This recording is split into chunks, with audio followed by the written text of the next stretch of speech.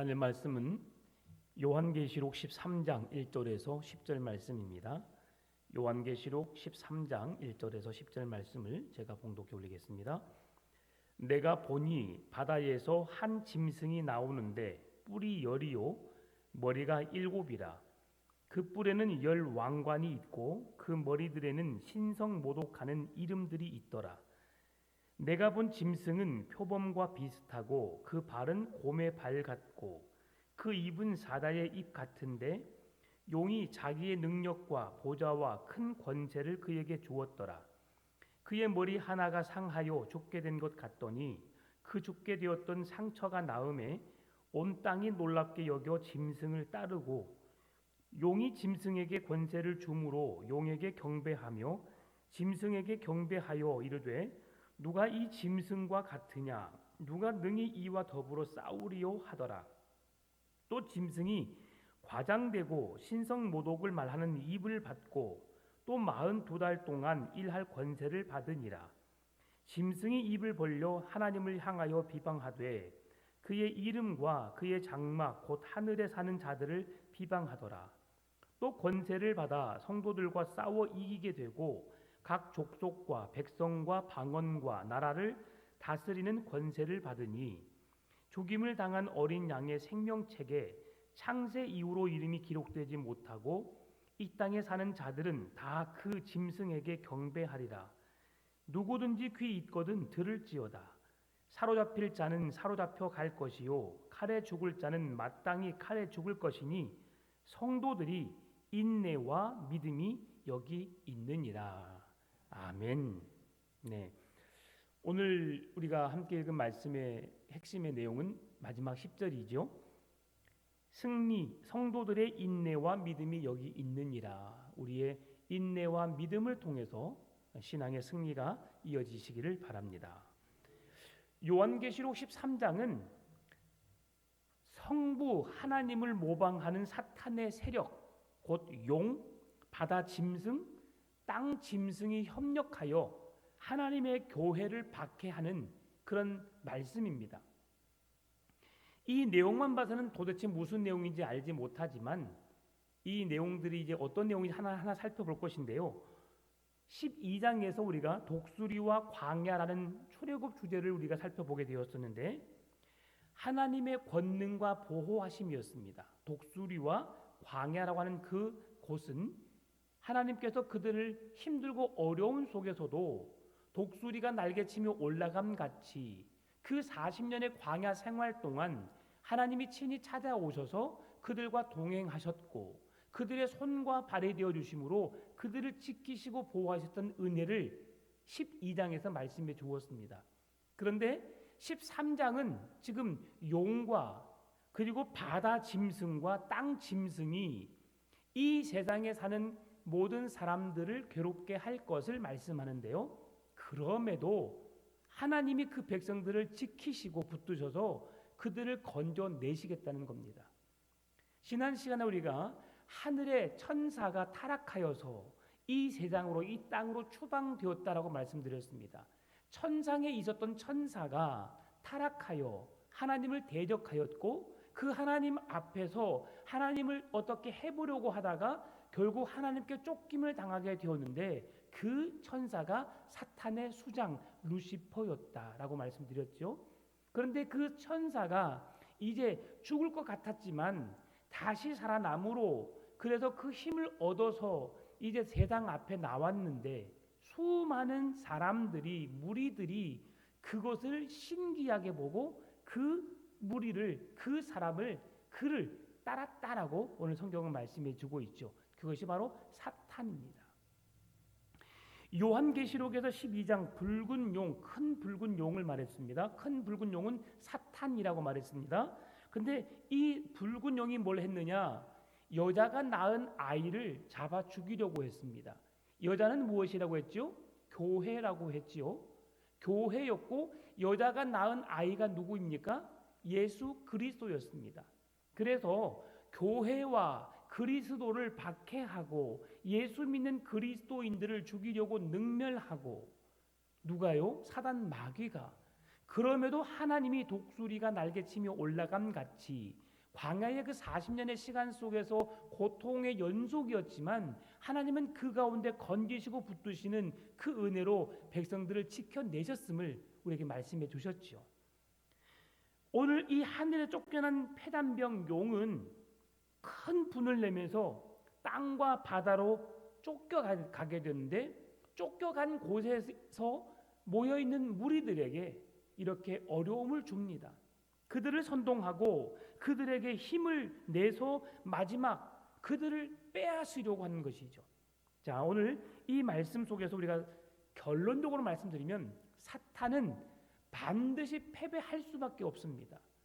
왜냐하면 예수 그리스도께서 사망 권세를 이기시고 승리하셨기 때문이죠. 어떤 전쟁에서도 사단은 감히 하나님께 적수가 될 수 없습니다. 왜냐하면 하나님께서 모든 왕의 왕이시요, 사단을 만드신 그런, 사단은 피조물에 불과하고 하나님은 그를 만드신 창조주이시기 때문에 그렇습니다. 그런데 사단은 포기하지 않습니다. 하나님의 거룩한 백성을 삼키려고 세상의 수많은 사람들을 넘어지게 하려고 끝까지 포기하지 않는다는 거죠. 전쟁을 대신할 수 있는 대리자를 찾고 일으켜서 그를 통해서 수많은 그리스도인들을 넘어지게 한다라고 말하고 있습니다. 그리스도인이 넘어지는 건 한순간입니다. 여러분 많이 경험해 보셨잖아요. 어떻게 저럴 수 있어? 라고 하는 그런 감탄사를 자아내는 사람들 여럿 경험하셨지요. 그렇게 열심히 있던 사람이, 그렇게 교회 아니면 하나님 아니면 살 수 없을 것 같던 사람이 교회를 떠나 자기 마음대로 사는 사람을 우리는 여럿 보았습니다. 그런 걸 통해서 볼 수 있는 게 뭡니까? 구원을 얻는다는 건 결코 쉽지 않구나. 믿음을 지켜낸다는 것 결코 쉽지 않구나라는 것을 우리가 깨닫게 됩니다. 이 용은 하나님을 모방합니다. 하나님을 따라하려고 합니다. 하나님께서는 삼위 하나님이 존재하듯이 하시듯 용도, 사탄도 삼위 하나님의 존재로 지금 우리에게 맞서고 있습니다. 성부 하나님, 예수님, 성령님이 있는 것처럼 오늘 말하고 있는 용은 성부 하나님을 상징적으로 의미하고 있고요. 그리고 바다에 나오는 첫 번째 짐승은 성자 예수님, 그리고 땅에서 나오는 두 번째 짐승은 성령 하나님의 모습을 연상케 합니다. 전혀 타당치도 않고 이해하고 싶지도 않을 말씀이지만 지금 그렇게 사단이 이용하고 있어요. 용은 이렇게 하나님을 모방합니다. 하나님께서 예수 그리스도를 보내셨던 것처럼 용은 적 그리스도를 보내서 그리스도인들을 미혹합니다. 하나님으로부터 멀어지게 하고 있지요. 성령께서 선지자를 통해서 예수 그리스도를 증거하셨듯이 두 번째 짐승은 거짓 선지자를 통해서 적 그리스도를 증거한다는 사실. 이러한 모습이 13장에 등장하는데요. 오늘 본문 1절 말씀을 같이 읽어보겠습니다. 내가 보니 바다에서 한 짐승이 나오는데 뿔이 10이요 머리가 7이라. 그 뿔에는 10 왕관이 있고 그 머리들에는 신성모독하는 이름들이 있더라. 아멘. 바다에 올라온 첫 번째 짐승이 뿔이 10개가 있고, 뿔이 10개가 있는데 머리가 7개고 10 면류관을 썼다. 대체 어떻게 생긴 짐승일까? 상상해 가십니까? 뿔이 10이고 머리는 7이고 면류관을 10개를 썼다. 뭐 도깨비도 아니고 뭐 희한 어떻게 생겼을까 참 상상이 안 가는 짐승입니다. 그런데 여기에서 주는 뿔과 면류관은 힘을 상징합니다. 힘 있는 자. 그래서 이 첫 번째 짐승이 가진 10뿔과 17머리 10면류관은 요한계시록 12장 3절에 나오는 용의 모습과 동일한 말씀이고요. 이들은 용의 하수인입니다. 사탄의 하수인들을 말하고 있습니다. 그런데 그 사탄이 자기의 권세, 권력을 그 하수인들에게 그대로 주었음을, 힘을 주었음을 말씀해주고 있고요. 2절 하반절을 보게 되면 용이 자기의 능력과 보좌와 큰 권세를 그에게 주었더라라고 말씀하고 있는데 예수님께서 하나님으로부터 능력과 권세를 받은 것처럼 첫 번째 짐승이 용으로부터 힘과 능력과 권세를 받았다라고 주장하고 있습니다. 그래서 예수님의 모습을 그대로 따라하고 있는 겁니다. 바다 짐승이 먹이를 덮이는데 빠른 표범과 같고, 발은 고집과 끈기 그리고 강한 집착을 보이는 곰의 발 같고, 입은 마구 삼키는 사자의 입과 같다. 상상하십니까? 먹이를 덮치는 데는 빠른 표범과 같고, 발은 고집과 끈기 강한 집착을 보이는 곰의 발과 같고, 입은 마구 삼키는 사자의 입과 같다. 얼굴은 사자요, 발은 곰이요. 해괴망측한 어떤 그런 모습이겠지요. 그런데 이 짐승이 나오는 바다는 고대로부터 혼탁한 세상, 열방을 상징합니다. 바다는 혼탁한 세상을 상징적으로 말하고요, 당시 짐승 같은 네로 황제가 다스리는 로마 제국을 의미합니다. 그래서 바다는 고대로부터 혼탁한 세상 그리고 로마 제국을 상징한다. 따라서 바다에서 올라오는 짐승은 소아시아 7교회를 박해하는 로마 제국을 상징적으로 보여주는 말씀입니다. 그러니 바다에서 올라온 짐승이 그리스도인들을 박해한다, 로마 제국이 예수를 믿지 못하도록 박해하는 사건을 요한계시록 13장은 말씀하고 있다라고 볼 수 있습니다. 이 말씀은 다니엘 7장 20절 말씀과 거의 비슷합니다.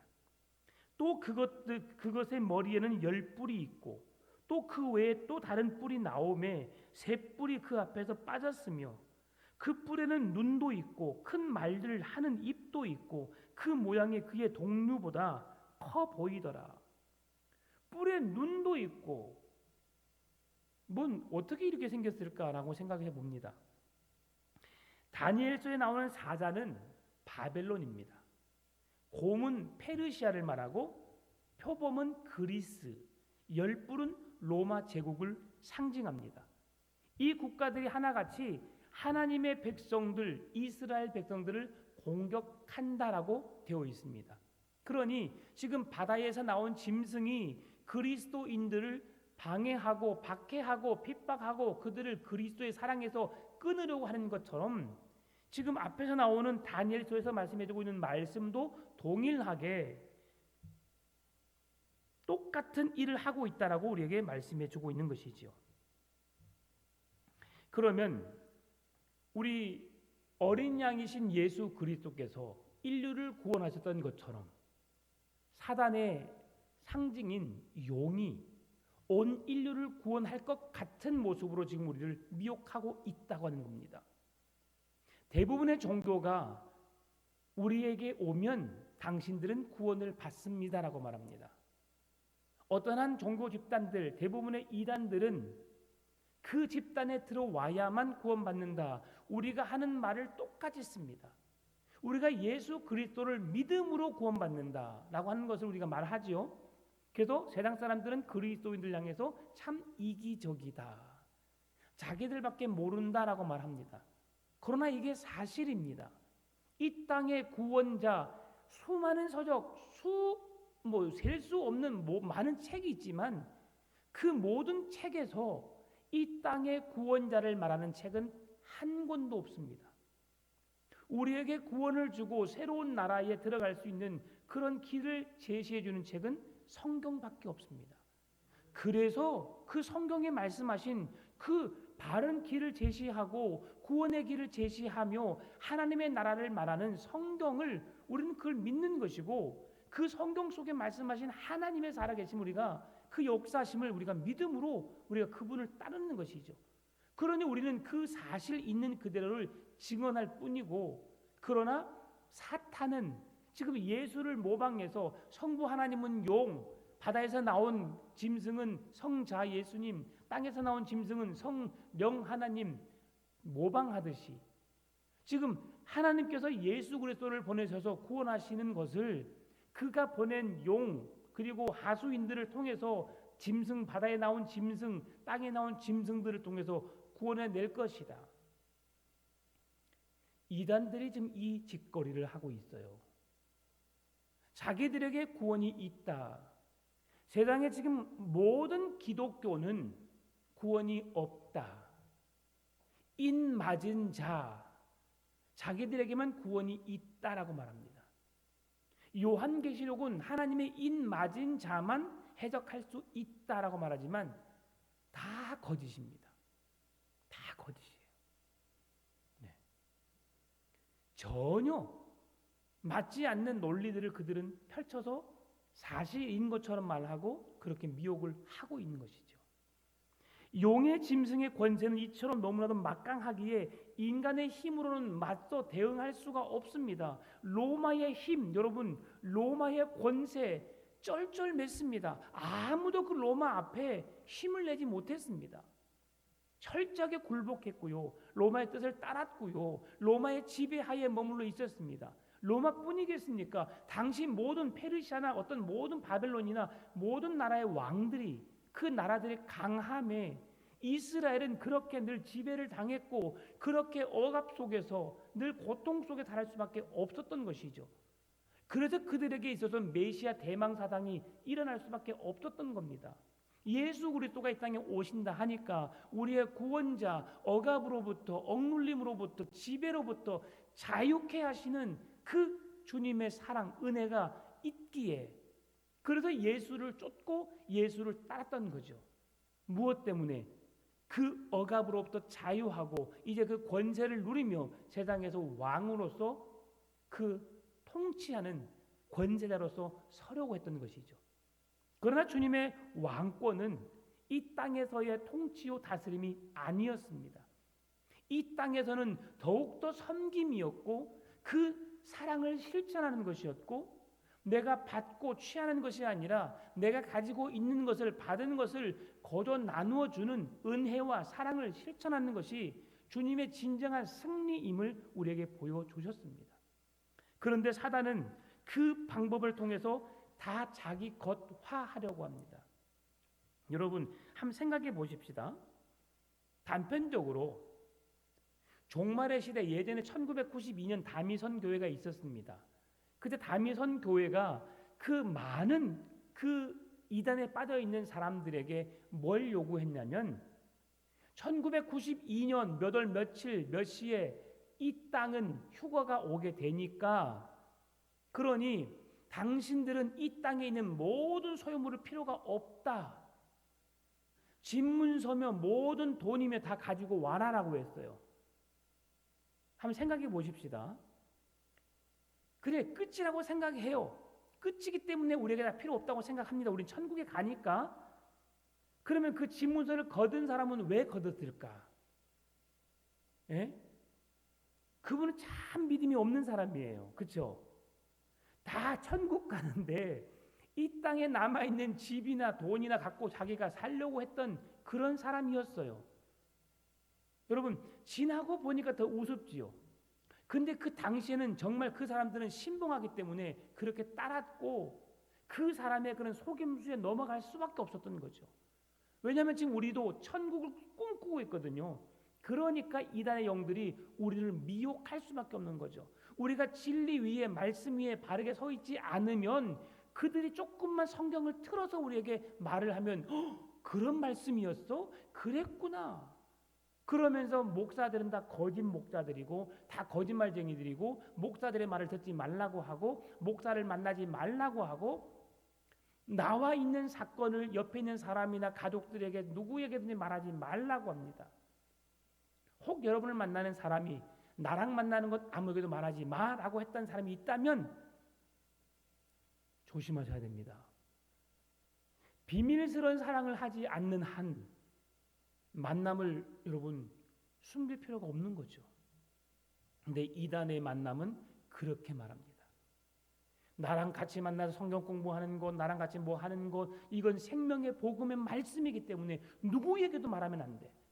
목사에게 말하면 가지 말라고 하니까 이 진리를 보배를 우리는 잃어버려서는 안 돼. 마치 밭에 간주인 보화를 캐내어서 내 모든 소유를 팔아 그것을 취하는 것처럼 그런 모든 성경의 논리들을 자기들은 자기 것에 그렇게 미화를 시켜서 우리의 것을 내려놓고 그것에 푹 빠지게 만드는 것이죠. 제가 나중에 자격증을 취득하면 제가 영상도 보여드릴게요. 지금도 보여드려도 아무 상관이 없습니다. 왜냐하면 그들이 했던 일이기 때문에. 그러나 제가 법적인 보호를 받기 위해서 그렇습니다. 자, 그런데 참 끔찍한 일들이 너무 많아요. 그런데도 그곳에 같이 있는 거 보면 대단합니다. 지금 어떤 한 종교 집단은 다 집화장들을 갈고 있어요. 하나님이 인침을 받고 집화장으로 세워서 영원히 변치 않아야 할 것들이 계속 변하고 있고요. 그리고 자기들 죽지 않는다고 했잖아요. 이제는 죽는다고 이야기합니다. 왜 그러냐면 죽지 않는다고 해서 그 종교를 믿었는데 죽으면 떠날 것이기 때문에 그걸 막기 위해서 죽는다. 그러나 그 영이 누구에게 임하느냐? 다른 후계자에게 또 영이 임한다. 얼마나 어리석습니까? 영이 무슨 이 사람에게도 임했다, 저 사람에게 임했다, 다 임합니다. 참 불쌍한 인생들이죠. 우리가 불쌍한 인생 되지 않기를 바랍니다. 그래서 사탄은 하나님을 모욕을 하고 사람을 두렵게 합니다. 두려움에 사로잡히니까 뭔가를 붙잡게 하고 집착하게 하고, 그러니 그들의 세뇌된 교육 속에서 교회는 가면 안 돼, 너희들은 잡혀 먹어, 사단에게 너희들은 매인마 되는 거야. 그러니까 교회를 와요, 안 와요? 그 집단에 있는 사람들 절대 교회 안 옵니다. 거의 안 옵니다. 그것이 진짜 거짓이라고 알고 확실하게 깨어지지 않는 한 교회로 오지 않아요. 왜냐하면 교회의 목사는 다 개들이거든요. 개들. 개가 짖는 소리입니다. 다 거짓을 말하고 있고 그들은 구원받지 못한 자라고 생각합니다. 그들은 우리가 너무 불쌍하대요. 아유, 불쌍한 여러분, 오늘 왜 예배를 드리러 오셨어요? 집에 가면 계시지. 우리는 이 길이 진리의 길이요, 이 길이 생명의 길임을 알기에 이곳에 와서 예배하고 있는 겁니다. 절대 미혹의 영에 빠지지 않기를 바랍니다. 사탄은 하나님과 동등한 능력을 갖고 있는 것처럼 용으로, 바다에 있는 짐승으로, 땅 위에 있는 짐승으로 이렇게 말하여서 그렇게 하는데, 짐승은 오만하고 하나님을 모독하는 말을 하고, 그러면서 그 권세가 언제까지냐? 오늘 성경에 말씀해주고 있는 것처럼 42달 동안만, 한때, 두때, 반때, 3년 6개월 동안만, 그게 어떤 상징적인 의미이기 때문에 그 날과 정확한 날은 알지 못하지만 한시적으로 하나님이 그들에게 기회를 주신 동안만 그들이 그렇게 할 수 있다는 사실이죠. 그때가 언제까지예요? 우리가 주님 앞에 서는 날까지, 주님의 심판이 이루어지는 그 날까지 하나님이 허락하시는 거죠. 그곳에 미혹되는 자들은 오늘 본문이 말씀해 주는 것처럼 그들은 어떻게 됩니까? 사로잡힐 자는 사로잡혀 갈 것이요, 10절에 칼에 죽을 자는 마땅히 칼에 죽을 것이니, 깨어있지만 믿음으로 준비하지만 미혹의 영에 빠져서 그들에게 넘어간 자들은 그렇게 우리의 영을 빼앗길 수밖에 없는 자들이 생겨날 수 있겠지만, 그럼에도 하나님은 우리에게 성도들의 인내와 믿음으로 지켜내는 자들에게 영원한 천국의 승리와 기쁨을 누릴 수 있게 하신다라고 말씀하고 있는 겁니다. 권세는 하나님께서 잠깐 허락하신 것에 불과합니다. 그럼에도 교회는 하나님의 주권 아래 있기 때문에 반드시 승리하게 되어 있습니다. 하나님이 승리하셨기 때문에 악한 권세 영적 전쟁에서 생명 다해 말씀 안에 서 있는 우리들을 어떻게 할 수 없다는 사실이죠. 사단 마귀는 우리의 생명까지도 해할 수 있습니다. 우리를 잡아 능멸할 수 있고요, 우리를 죽일 수도 있습니다. 그러나 우리의 믿음만큼은, 하나님의 나라만큼은 빼앗아갈 수가 없는 거죠. 따라서 낙심하지 마십시오. 끝까지 믿음을 지키고 그 말씀에 순종하는 자, 오늘 원하시는 말씀이 그거예요. 끝까지 인내하며 주의 말씀에 순종하며 그 말씀을 지켜내는 자에게 하나님의 구원의 은혜가 있다는 것이죠. 여기서 그리스도라, 내가 그리스도라라고 말하는 사람들이 이 땅에 계속 늘어날 것입니다. 이단에서 빠져서 그렇게 어떤 지파장 높은 직위의 자리에 있다가 거기서 추방된 자들은 뭐 할까요, 여러분? 뭐 할까요? 또 다른 이단을 만듭니다. 그러면 거기에서 나온 사람들은 그 또 다른 이단에 또 찾아갑니다. 계속 돌고 도는 수레바퀴가 될 수밖에 없어요. 왜요? 미혹의 영에 사로잡혔기 때문입니다. 그래서 사탄은 현란한 유혹과 위협에도 불구하고 위협으로 우리를 죽이려고 하죠. 우리의 영을 빼앗아 가려고 하죠. 그럴 때 우리는 깨어 있어서 그들과 짝하지도 말고 그들과 친하지도 말고 그들의 말에 미혹되지도 말아야 하는 이유가 뭐냐면 그곳에는 구원이 없기 때문이죠. 그곳은 사망이요, 그곳은 심판이요, 영원한 죽음입니다. 그런데 오늘 우리가 교회 안에서 믿음으로 인내하고 최후의 승리를 맛보기 위해서 믿음을 지켜내면 여러분은 부활의 영광을 맛보게 되는 줄 믿습니다. 우리 주님이 걸으신 십자가의 길, 고난의 길, 믿음의 길을 걸어갑시다. 그리고 세상을 불쌍히 여기고 한 영혼을 구원하기 위해서 주의 복음을 증거하고 그들이 받든지 받지 않든지 중요한 게 아닙니다. 우리는 다만 선포하는 것으로 우리의 사명은 다하는 것이죠. 나는 물을 주었고 아볼로는, 나는 심었고 아볼로는 물을 주었으되 열매를 맺게 하신 게 누구세요? 하나님이시거든요.